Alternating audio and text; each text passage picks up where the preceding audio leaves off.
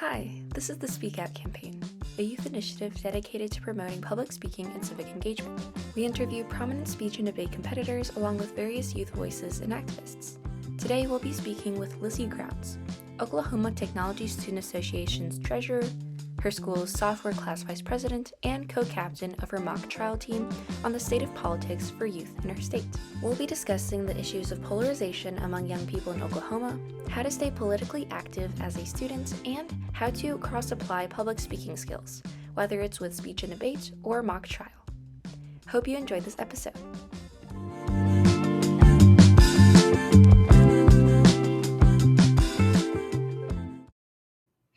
Hi, Lizzie. I'm really happy to have you on the podcast today. How are you doing? Pretty good. Awesome. And for everyone else, Lizzie Grounds is the Oklahoma Technology Student Association state treasurer who is relatively new to the speech and debate field. This is her second year in the program, and she plans on continuing her journey through events like informative speaking, prose, and LD debate, which I am a personal fan of since I've done it for so long, for this year. And she also participates in student council as the Sophomore Class Vice President and is a co-captain of her mock trial team. She spends a lot of her time engaging and being a voice in her community. And first of all, congratulations to you, Lizzie, on becoming a state officer. Big accomplishment there, and I can't wait to see what else you do for your campaigns. Now, just to start off, were you always interested in public speaking and civics, or was there something in your life that happened to inspire that? So I feel like I've always been kind of interested in at least like the public speaking aspect of it. I think it started probably in like sixth grade. I did theater all throughout middle school, sixth, seventh, and eighth. And so I've kind of always had like that kind of public speaking experience. But I feel like at some point between like middle school and high school, I kind of began to lose my voice a little bit, which might be a common experience for a lot of people. I think it might have been like the stress of just like going into high school, and I'm a sophomore right now, but I think it was just the stress of like moving from different locations and going into high school. But yeah, I kind of like lost my voice along the way, which was kind of difficult.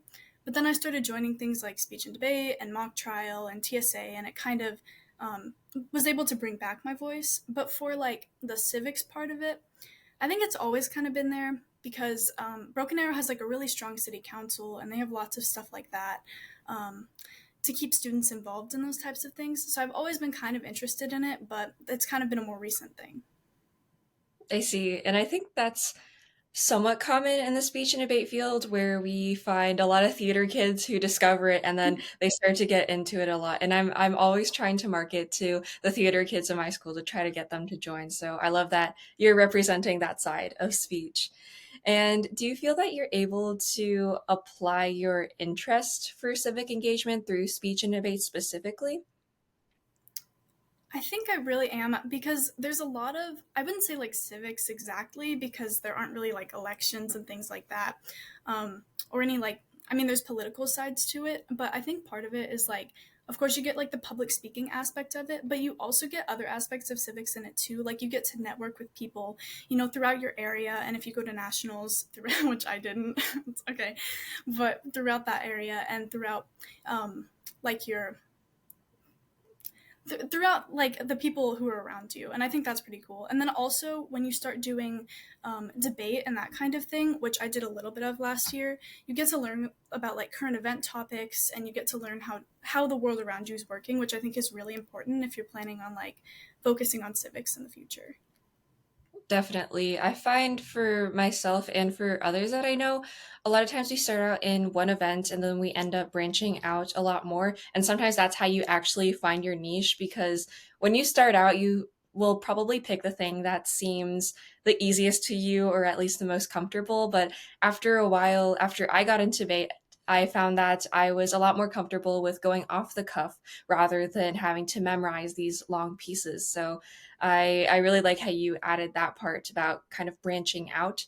And do you think you're able to cross apply your skills from speech and debate towards mock trial? Because I know that the format is pretty different since for mock trial you're trying to role play and that might be more politically aligned while speech and debate generally is more public speaking. Yeah, I would say that you definitely can. And a lot of people get them confused in the first place because they don't understand the difference between the two. But I would say, yeah, you can definitely use the skills because obviously you get really good analytical skills from speech and debate by researching cases and points and things like that. And being able to bring that over to mock trial and actually analyze a case and then use those skills that you've earned like in a real life situation is definitely one way you can use the skills from speech and debate to move it over to mock trial. Gotcha. That's really cool. And I know you mentioned earlier that with civic engagement for youth in Broken Arrow, I think specifically that it's there, but there's not as much opportunity as you would like. How would you say the political scene is for most students in Oklahoma in general? Do you feel that students across the state are able to get involved, or is that something where there needs to be a lot more improvement to help these students get civically engaged? So I think that there is a lot of opportunity for students in Oklahoma to get involved, especially where I live in Broken Arrow. But it kind of starts at a later age. Like I haven't really been able to like fully get involved in civics and politics in my area until now. Especially when I was younger. Like if you go into our elementary schools and things like that, there isn't really many leadership opportunities for those kids, and there aren't really like any ways for them to express themselves. And I think that if we added more opportunities for them and things like that, I think it could make it better.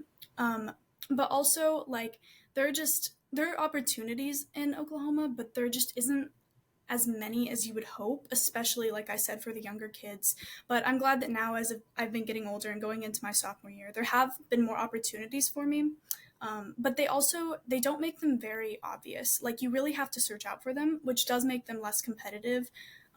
But I feel like if there was a little bit more advertising for those opportunities, it could help with that. And then also, obviously, pushing them to younger kids because that's really where leadership starts. And developing it in those younger kids could help show that as they get older and they could improve those skills along the way.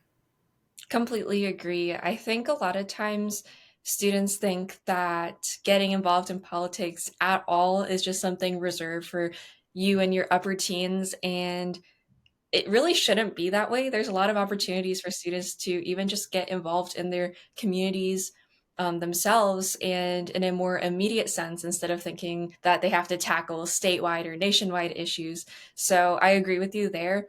And along with that, do you think that there is a lot of diversity in viewpoints in Oklahoma, or is it perhaps a little more one-sided and that like students aren't able to kind of expand their views? Because I found that growing up in different states that I always thought that there was just like a stark divide in politics and that it either had to be one side or the other. And it wasn't until recently that I talked to students from just across the country and that kind of broadened my view. So what's your take on that?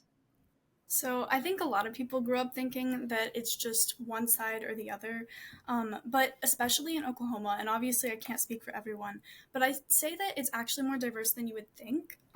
People tend to be more in the middle than you would expect here, but I would say that people have been getting more extreme with their beliefs lately, which isn't always a bad thing because I think it's a good thing to be strong in your beliefs.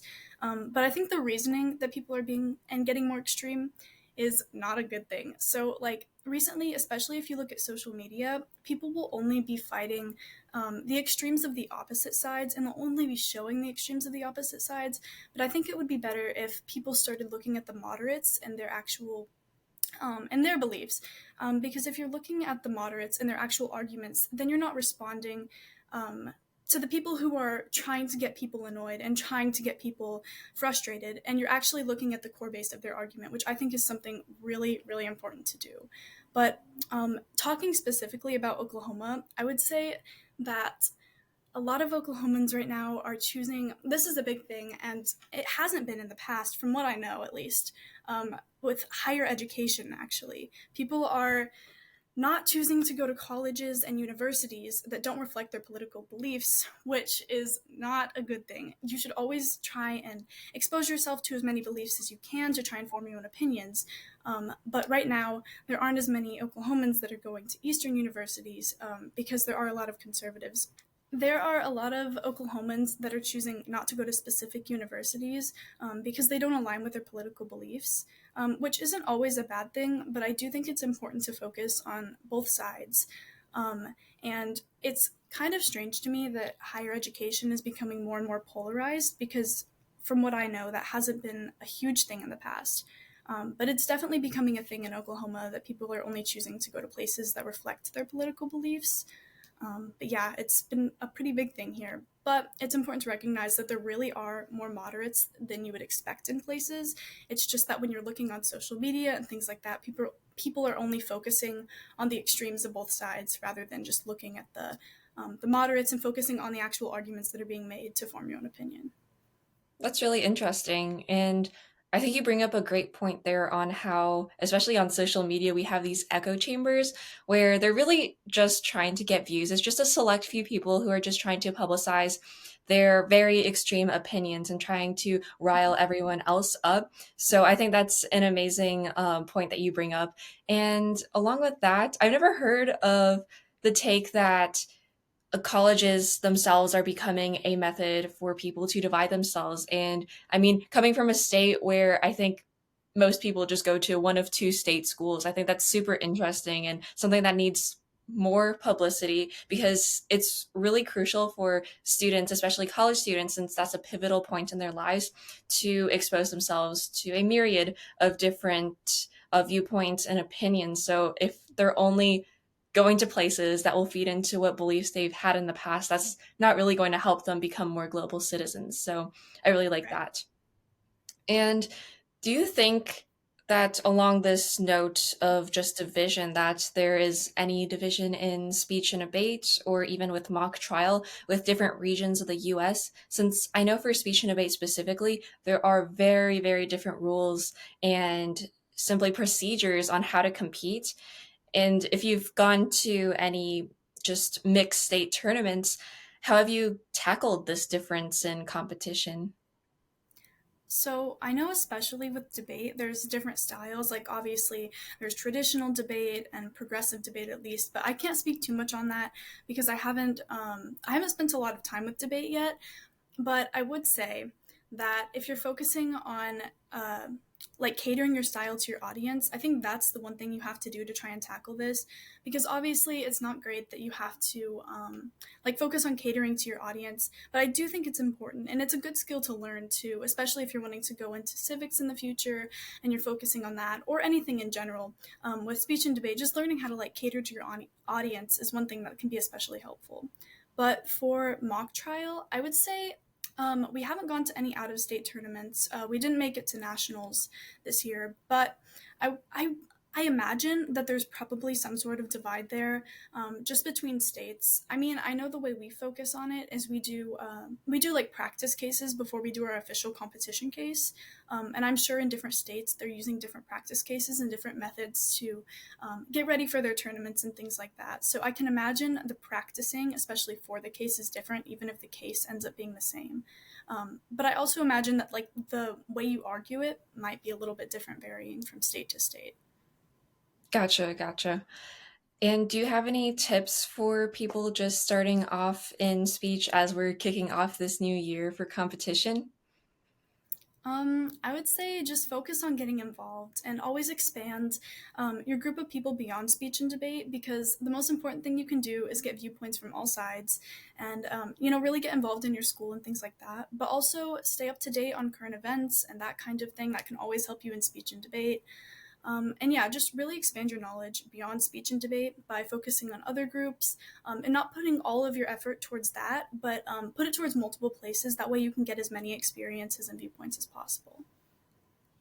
I agree 100%. And I know that you've had also a lot of experience with campaigning, whether that's with TSA or even in your own student councils. So, as you brought up in your last explanation about how it's important to branch out and reach out to more communities, how have you been able to do that through campaigning? Can you give us some tips on how exactly to approach that? Since, of course, you've had success with being elected. I would say just focus on being really personable to the people who you're campaigning to. Um, it's it can be kind of difficult because trying to find the line between like professionalism and being personable to the people. But I would say just finding that line is important, and then always practicing with people around you is a big thing. So just find the people that you know you can go to about that kind of thing, and make sure to practice with those people around you. But yeah, I would say just finding that fine line is a really important part. But I mean, you can always get so much experience with that kind of thing with the people around. Well, not just the people around you, but you can go and get so much experience with campaigning in so many different places. And so being able to focus on that kind of thing is always important. I would say getting that campaign experience in the first place is super important. And there's obviously lots of different places that you can get that. And I think that's a really, really good thing. I think letting kids be involved in that kind of thing, and letting kids learn how to campaign and how elections work in that process, and then teaching them how to be personable to people, and find that is super cool and super important. And I think all kids should at least try and get involved in something like that if they're interested.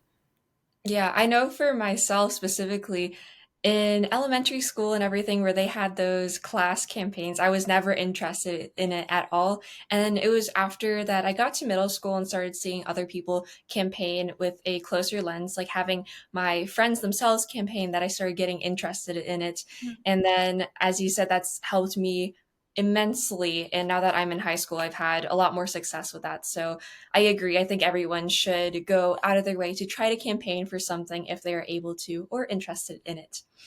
Now, I know this last one's a little tough, but if you could sum up your entire public speaking and civics experience in one word or phrase, what would that be and why?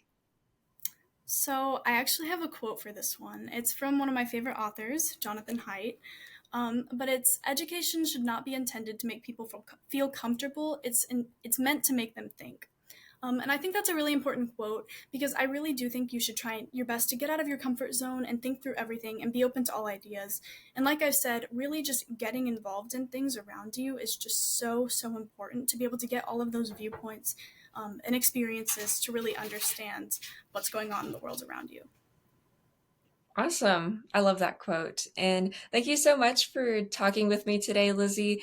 And best of luck on all of your future campaigns and just starting off this next year with different speech events and mock trial. Yeah, of course. Thanks for having me. Thanks for listening to this episode. If you have any comments, questions, or emotional outbursts, feel free to follow the SpeakOut campaign on Instagram at speakout_speech and our website, speakoutspeech.org. See you in the next episode.